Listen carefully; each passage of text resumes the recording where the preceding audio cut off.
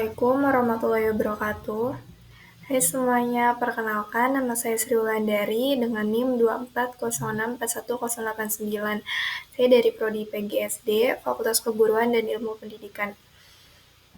Di sini saya akan mempresentasikan materi bahasa Indonesia. Yang pertama itu ada sintaksis, yang kedua ada bahasa baku dan tidak baku, dan yang terakhir ada semantik. Yang pertama yang akan saya bahas yaitu adalah sintaksis. Sebenarnya apa sih sintaksis itu? Sintaksis adalah cabang ilmu bahasa yang mempelajari tentang struktur kalimat, yaitu tentang bagaimana kata-kata digabungkan untuk disusun menjadi kalimat yang memiliki makna. Unsur-unsur sintaksis sendiri itu ada 3, yaitu kata, frasa, dan kalimat. Kata adalah unsur dasar dalam sintaksis. Kata sendiri memiliki 3 unsur, yaitu kata kerja, kata benda, dan kata sifat. Kata kerja itu contohnya seperti berlari, makan, dan minum. Sedangkan kata sifat contohnya seperti cantik, baik, pintar, dan lain-lain. Sedangkan kata benda contohnya itu seperti meja, kursi, dan lain-lain. Yang kedua itu ada frasa. Frasa adalah gabungan kata-kata yang memiliki makna. Frasa juga ada frasa benda dan frasa kerja. Contoh frasa benda sendiri itu adalah misalkan kalimat buku pelajaran. Buku di sini berfungsi sebagai benda dan pelajaran berfungsi sebagai kata penjelas. Jadi kalimat buku pelajaran adalah termasuk ke dalam frasa benda. Untuk contoh frasa kerja, yaitu contohnya semisal sedang makan. Sedang di sini berfungsi sebagai kata pendamping, sedangkan makan berfungsi sebagai kata kerja. Jadi kalimat sedang makan adalah termasuk ke dalam frasa kerja. Yang ketiga itu ada kalimat. Kalimat adalah unsur dari sintaksis yang memiliki struktur yang jelas dan juga makna yang jelas. Lalu di sini ada jenis-jenis kalimat. Kalimat itu jenis-jenisnya ada 3, yaitu kalimat imperatif, interrogatif, dan kalimat deklaratif. Kalimat imperatif adalah kalimat yang berfungsi untuk menyatakan sesuatu atau mengungkapkan sesuatu hal. Contohnya, saya suka makan apel. Dan yang kedua itu adalah kalimat interrogatif. Kalimat interrogatif adalah kalimat yang berfungsi untuk bertanya atau menanyakan informasi kepada seseorang. Contohnya, apakah kamu suka makan apel? Dan yang ketiga itu adalah kalimat deklaratif. Kalimat deklaratif adalah kalimat yang berfungsi untuk memerintah atau meminta seseorang untuk melakukan sesuatu. Contohnya, tolong ambilkan apel itu, atau makanlah apel itu. Lalu di sini ada struktur kalimat. Struktur kalimat itu ada 3 macam, yaitu ada subjek, predikat, dan objek. Subjek sendiri adalah kata atau frasa yang melakukan aksi dari kalimat. Sedangkan predikat adalah kata atau frasa yang menerangkan aksi dari subjek. Lalu objek adalah kata atau frasa yang menerima aksi dari subjek. Pentingnya sintaksis. Pentingnya sintaksis itu ada 3, yaitu untuk komunikasi yang jelas, pemahaman kalimat, dan yang terakhir itu ada efektivitas. Komunikasi yang jelas itu maksudnya sintaksis membantu menyusun kata-kata atau menyusun kalimat agar lebih mudah dipahami oleh pendengar atau pembaca. Sedangkan pemahaman kalimat, yaitu maksudnya dengan sintaksis yang tepat, pembaca atau pendengar bisa lebih mudah memahami makna dari kalimat tersebut itu apa. Lalu efektivitas. Efektivitas itu kalimat yang disusun dalam sintaksis atau dalam struktur yang baik akan lebih efektif menyampaikan maksud dari kata-kata tersebut atau kalimat tersebut. Jadi tidak bertele-tele, langsung pada intinya, dan tepat sasaran. Lalu materi kedua yang akan saya presentasikan itu adalah bahasa baku dan tidak baku. Bahasa baku. Sebenarnya apa sih bahasa baku itu? Bahasa baku adalah ragam bahasa yang digunakan secara resmi sesuai dengan kaidah atau sesuai dengan EYD dan KBBI. Terutama bahasa baku itu biasanya digunakan dalam situasi formal seperti pemerintahan, pendidikan, atau media massa.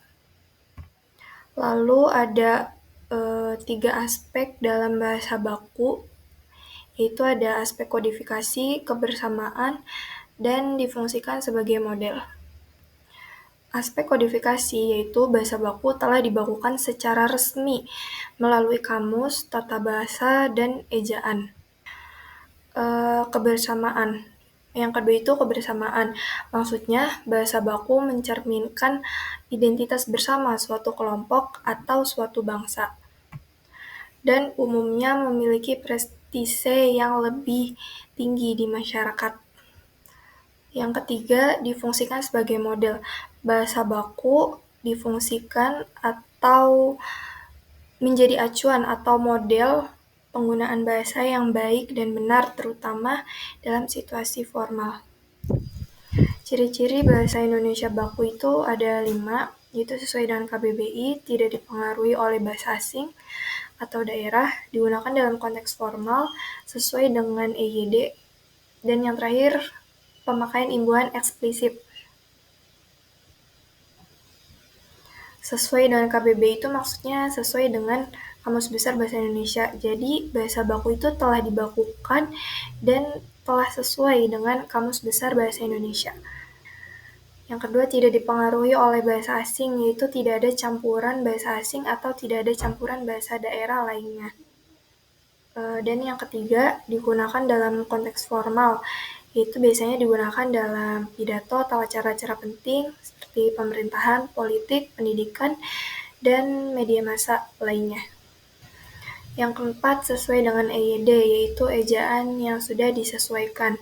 Jadi, bahasa baku itu telah disesuaikan dalam KBBI. Jadi, tidak bisa dirubah atau dimodifikasi dengan yang lain. Dan yang kelima itu pemakaian imbuhan eksplisit. Imbuhan eksplisit itu bisa diartikan sebagai imbuhan yang penggunaannya jelas dan langsung terlihat pada bentuk kata. Contohnya seperti makanan. Dan contohnya seperti berlari dan menulis. Jadi imbuhan eksplisit itu awalnya bisa berupa me, an, atau ber. Lalu ada bahasa Indonesia tidak baku. Bahasa Indonesia tidak baku adalah ragam bahasa yang tidak mengikuti kaidah resmi atau standar bahasa Indonesia seperti yang tercantum dalam KBBI atau PUEBI. Bahasa ini biasanya digunakan dalam situasi santai, informal, atau dalam kehidupan sehari-hari. Misalnya saat mengobrol dengan teman atau yang lainnya. Ciri-ciri bahasa Indonesia tidak baku. Ciri-cirinya itu ada 3, yaitu tidak mengikuti kaidah EYD. Itu tidak mengikuti kaidah EYD adalah tidak mengikuti ejaan yang telah disesuaikan. Yang kedua, digunakan dalam percakapan sehari-hari. Itu misalkan contohnya mengobrol dengan teman, entah di mana saja, di sekolah, atau di kampus, atau di tempat-tempat lainnya. Lalu ejaan dan penggunaannya tidak baku. Maksudnya itu tidak mengikuti ejaan yang benar atau sering menggunakan lisan atau kadang disertai dengan logat daerah. Kadang tidak tepat secara struktur kalimat. Contohnya bahasa bakunya itu adalah saya tidak tahu. Adalah contoh bahasa bakunya. Dan untuk bahasa bakunya itu contohnya aku tidak tahu. Jadi bagaimana sih penggunaan bahasa baku yang baik dan benar itu? Jadi penggunaan bahasa baku yang baik dan benar itu memakai dan menggunakan bahasa Indonesia sesuai kaidahnya dengan benar. Itu dengan cara yang tepat dan sopan dalam konteks yang formal atau resmi. Yaitu materi selanjutnya yang terakhir yang akan saya sampaikan adalah tentang semantik. Semantik sendiri adalah cabang linguistik yang mempelajari arti atau makna yang terkandung dalam suatu bahasa. atau bentuk representasi lain. Dengan kata lain, semantik adalah studi tentang makna dan bagaimana kata-kata atau kalimat dan teks mewakili konsep dan informasi. Yang pertama itu ada semantik behavioris. Semantik behavioris itu mengandung arti kata sebagai reaksi dari orang terhadap kata tersebut. Jadi, kalau kita mendengar kata atau membaca sebuah kata, lalu kita melakukan sesuatu atau merasa sesuatu. Nah, itulah maknanya.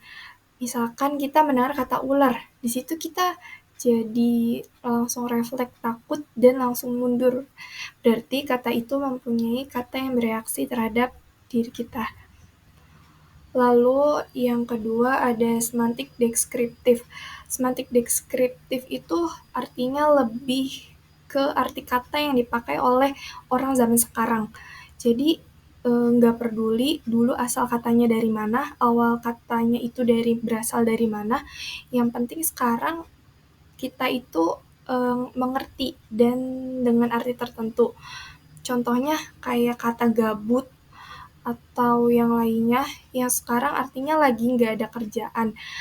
Walaupun dulu kata gabut itu mungkin belum ada. Lalu ada semantik logika. Semantik logika itu membahas kata-kata dalam logika. Contohnya itu seperti dan, atau, jika, maka. Nah, tujuannya biar kita tahu apa cara kita berpikir atau menyimpulkan sesuatu itu benar atau enggak, berdasarkan makna dari kata-kata logis itu. Manfaat semantik sendiri itu ada 5, yaitu membantu kita memahami bahasa, komunikasi, penulisan, pembelajaran bahasa, dan yang terakhir itu jurnalisme. Maksudnya memahami bahasa itu, semantik membantu kita memahami arti kata, frasa, atau kalimat secara tepat. Yang kedua, komunikasi. Dengan memahami makna, komunikasi jadi lebih jelas dan tidak menimbulkan salah paham. Lalu yang ketiga ada penulisan. Penulis bisa memilih kata yang sesuai makna untuk menyampaikan pesan dan kesan dengan tepat. Dan yang keempat itu pembelajaran bahasa. Membantu para pelajar memahami makna kata dan penggunaannya dalam konteks. Lalu yang terakhir ada jurnalisme. Jadi jurnalis perlu memahami makna atau menyampaikan berita dengan secara akurat dan tidak menyesatkan. Mungkin cukup sekian video presentasi yang bisa saya sampaikan. Kurang dan lebihnya mohon maaf. Wassalamualaikum warahmatullahi wabarakatuh.